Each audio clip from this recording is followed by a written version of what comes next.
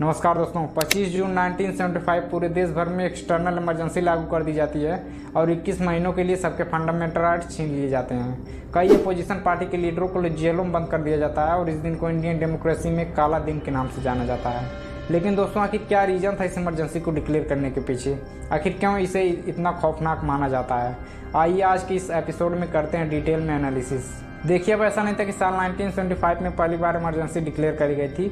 उससे पहले साल 1962 के इंडो चाइना वार और साल 1971 के इंडिया पाकिस्तान वार में भी इमरजेंसी डिक्लेयर करी गई थी। लेकिन ये जो साल 1975 की इमरजेंसी थी, ये उन दोनों इमरजेंसी से अलग थी। अगर आप इंडियन कॉन्स्टिट्यूशन का आर्टिकल 352 देखेंगे तो उसमें साफ साफ लिखा गया है कि इंडिया में सिर्फ 3 कारणों से ये इमरजेंसी डिक्लेयर करी जा सकती है। पहला कारण ये है कि जब इंडिया किसी दूसरे देश के साथ जंग पर गया हो, और दूसरा कारण ये है कि जब इंडिया पर किसी दूसरे देश के द्वारा हमला किया गया हो, एंड तीसरा कारण है इंटरनल डिस्टर्बेंस का, यानी कि जब देश के अंदर किसी प्रकार का रिवेलियन हो रहा हो। तो जो पिछली 2 इमरजेंसीज लगाई गई थी उसके पीछे तो वार हुआ था, लेकिन ये जो साल 1975 की इमरजेंसी थी उसके पीछे इंटरनल डिस्टर्बेंस का रीजन लिया गया। लेकिन दोस्तों, इसके पीछे कोई एक रीजन, कोई एक कारण नहीं था, बल्कि इसके पीछे कई सारे सीक्वेंस ऑफ इवेंट्स हुए थे जिसका आउटकम साल 1975 की इमरजेंसी आई। इन सभी इवेंट्स की शुरुआत होती है साल 1966 से। ये वो दौर था जब इंडिया एक ऐसे फेज से गुजर रहा था जब फूड स्टोरेज, बढ़ती बेरोजगारी एंड बढ़ती गरीबी के कारण इंडियन इकोनॉमी पर एक बुरा असर पड़ रहा था। तब इंडिया को एक ऐसे प्राइम मिनिस्टर की ज़रूरत थी जो इंडियन इकोनॉमी को रिवाइव कर सके, और तब इंडिया को साथ मिला इंदिरा गांधी का। इंदिरा गांधी इंडिया की वो महिला थी जो इंडिपेंडेंट इंडिया के फर्स्ट प्राइम मिनिस्टर महिला थी। तो पावर में आने के बाद कई बड़े फैसले लेती हैं, बैंक नेशनलाइजेशन से लेकर प्रिवी पर्स एबोल्यूशन तक। साल 1969 में इंदिरा गांधी की सरकार फैसला लेती है कि वो इंडिया की 14 बैंक्स को नेशनलाइज करेंगी। इस फैसले के अकॉर्डिंग अब इन 14 बैंक्स की ओनरशिप अब सरकार के हाथ में आनी थी। इंदिरा गांधी का मानना था कि अगर इन 14 बैंक्स का नेशनलाइजेशन किया गया तो ये सभी बैंक्स देश के कोने कोने में पहुंचकर गरीब से गरीब नागरिक को अपनी सर्विस प्रोवाइड कर सकेंगी, जो कि एक प्राइवेट कंपनी बिल्कुल भी नहीं करेगी, क्योंकि वो अपने प्रॉफिट के बारे में सोचेगी। 18 जुलाई 1969 को फैसला लिया जाता है कि सरकार इसे ऑर्डिनेंस के थ्रू पास करेगी। तो सरकार को रियलाइज होता है कि जल्दी पार्लियामेंट्री सेशन शुरू होने वाला है और इस सेशन को शुरू हो जाने से इस ऑर्डिनेंस को पास करने में कोई कठिनाई आ सकती है। तो सरकार जल्दबाजी में इस ऑर्डिनेंस को ड्राफ्ट करती है और प्रेसिडेंट के ऑफिस छोड़ने से पहले रातों रात ही इस ऑर्डिनेंस पर साइन करवाया जाता है प्रेसिडेंट का। सरकार के इस फैसले को आम जनता का सपोर्ट जरूर मिलता है, लेकिन बैंक्स के ओनर इस फैसले से बिल्कुल भी खुश नहीं होते हैं। तो उस समय एक बैंक था सेंट्रल बैंक ऑफ इंडिया, उसके एक शेयर होल्डर थे आरसी कूपर नाम से। वो सुप्रीम कोर्ट चले जाते हैं और सरकार के इस ऑर्डिनेंस को चैलेंज करते हैं। वो कहते हैं कि सरकार के द्वारा ये जो लिया गया फैसला है वो संविधान के खिलाफ है, क्योंकि ये डिस्क्रिमिनेट करता है इन 14 बैंक्स के लिए। साथ ही इसके लिए दिए जाने वाला कंपनसेशन का अमाउंट भी कम है। तो सुप्रीम कोर्ट सरकार के इस ऑर्डिनेंस को रिजेक्ट कर देता है। अब सुप्रीम कोर्ट का यह फैसला शेयर होल्डर्स के पक्ष में जरूर आता है, लेकिन इंदिरा गांधी अपनी इस हार को एक्सेप्ट नहीं करती हैं। वो कॉन्स्टिट्यूशन में अमेंडमेंट लेकर आती हैं और सुप्रीम कोर्ट के इस फैसले को रिवर्स कर देती हैं। सेम ईयर दोस्तों, इंदिरा गांधी के खिलाफ एक और केस हुआ था प्रिवी पर्स को लेकर। ये एक पेमेंट हुआ करता था जो इंडिया के प्रिंसली स्टेट के रॉयल फैमिलीज को दिया जाता था। साल 1947 में जब इंडिया को आज़ादी मिली तब इंडिया से जुड़ने वाले प्रिंसली स्टेट के रॉयल फैमिलीज के लिए गारंटी दी गई थी सरकार की तरफ से कि उन्हें एक खास तरह का पेमेंट दिया जाएगा। इसके तहत सरकार उन रॉयल फैमिलीज को कुछ पैसा देती थी। लेकिन इंदिरा गांधी को ये पेमेंट पसंद नहीं थी, तो उनकी सरकार एक बिल इंट्रोड्यूस करती है प्रिवी पर्स को ख़त्म करने के लिए। लेकिन ये बिल लोकसभा में तो पास हो जाता है, लेकिन राज्यसभा में पास नहीं हो पाता है। तो सरकार ने एक दूसरा रास्ता चुना और प्रोक्लेमेशन किया कि अब से सभी प्रिंसली स्टेट को रिकॉग्नाइज करना ही बंद कर दिया जाएगा। तो कोई प्रिंसली स्टेट बचेंगी नहीं, तो ये पेमेंट भी ख़त्म हो जाएगा। तो जाहिर था कि सरकार के इस फैसले से रॉयल फैमिलीज बिल्कुल भी खुश नहीं होंगे। तो एक बार फिर से ये बात सुप्रीम कोर्ट में गई, तो सुप्रीम कोर्ट इस प्रोक्लेमेशन को नल एंड वाइड कर देता है। तो एक बार फिर से इंदिरा गांधी की सरकार कॉन्स्टिट्यूशन में अमेंडमेंट लेकर आती है और इसमें साफ कह दिया जाता है कि अब से प्रिवी पर्स को पूरी तरह से साफ कर दिया जाता है, यानी कि ख़त्म कर दिया जाता है। अब आते हैं साल 1971 के समय में। इंदिरा गांधी गरीबी हटाओ नारे के साथ इलेक्शन लड़ती हैं और उन्हें एक बड़ी जीत हासिल होती है। वो अपने अपोजिशन में खड़े इलेक्शन कैंडिडेट राज नारायण को हराती हैं रायबरेली के सीट पर।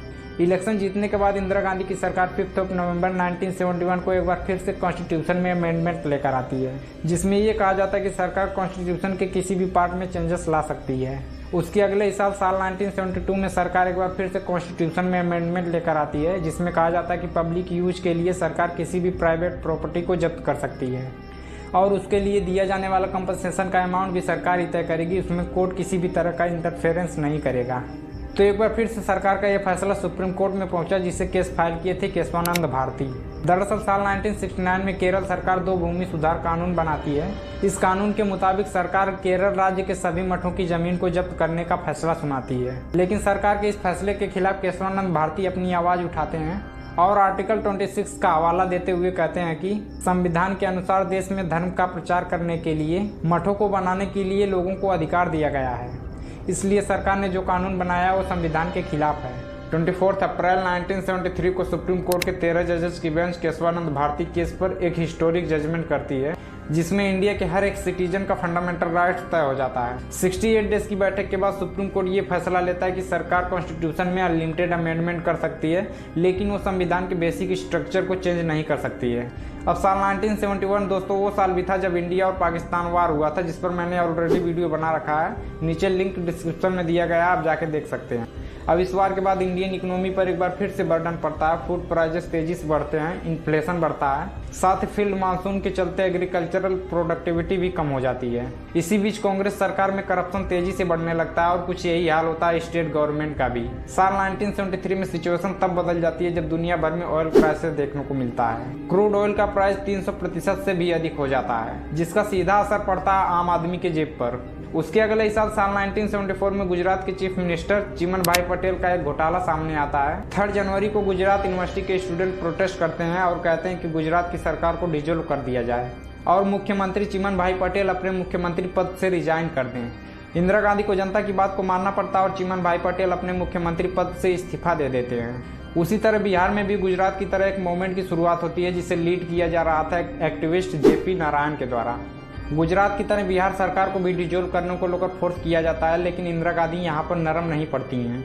इसके अलावा एक और लीडर जॉर्ज फर्नांडिस 3 दिन की रेलवे स्ट्राइक करवाते हैं, रेलवे में काम करने वाले वर्कर को बेटर वर्किंग कंडीशन प्रोवाइड करने को लेकर। इसी बीच इंदिरा गांधी को एक बड़ा झटका लगता है इलाहाबाद हाई कोर्ट से। साल 1971 के इलेक्शन फ्रॉड एलिगेशन में इंदिरा गांधी को दोषी ठहराया जाता है। पिछले 2 सालों से इंदिरा गांधी के खिलाफ एक केस चल रहा था, जिसे केस फाइल किए थे इलेक्शन कैंडिडेट राजनारायण। वो इंदिरा गांधी पर आरोप लगाते हैं कि साल 1971 के इलेक्शन में इंदिरा गांधी अनफेयर तरीकों से सीटें जीती हुई थी। उन पे 14 क्राइम आरोप लगाए जाते हैं इलाहाबाद हाई कोर्ट के द्वारा। इन सभी क्राइम की वजह से इलाहाबाद हाई कोर्ट इंदिरा गांधी की लोकसभा सीट को नल एंड वाइड कर देता है और डिक्लेयर करता है कि पिछले 6 सालों तक इंदिरा गांधी कोई भी इलेक्शन नहीं लड़ सकती हैं।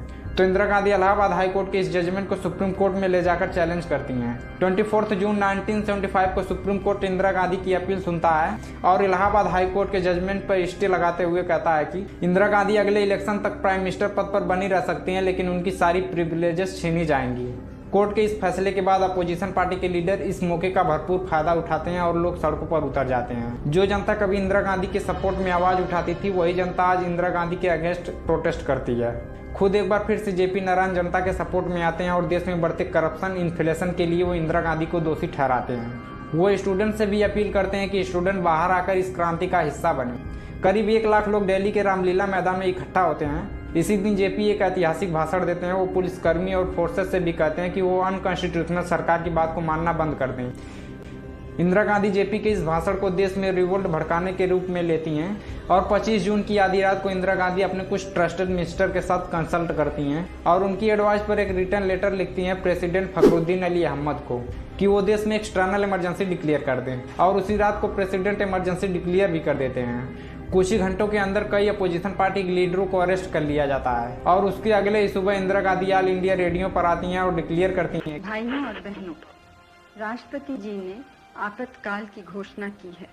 इससे आतंकित होने का कोई कारण नहीं है। आप सभी गहरे और व्यापक षड्यंत्र से अवगत होंगे जो उस समय से रचा जा रहा है। मुझे विश्वास है कि आंतरिक स्थिति में तेजी से सुधार होगा, जिससे हम जल्द से जल्द इस घोषणा को समाप्त कर सकें। उम्मीद है दोस्तों वीडियो आपको इन्फॉर्मेटिव लगा होगा। आप ऐसे ही वीडियो देखने के लिए हमारे चैनल को सब्सक्राइब कर सकते हैं। चलिए मिलते किसी नेक्स्ट वीडियो में, तब तक के लिए बहुत बहुत धन्यवाद।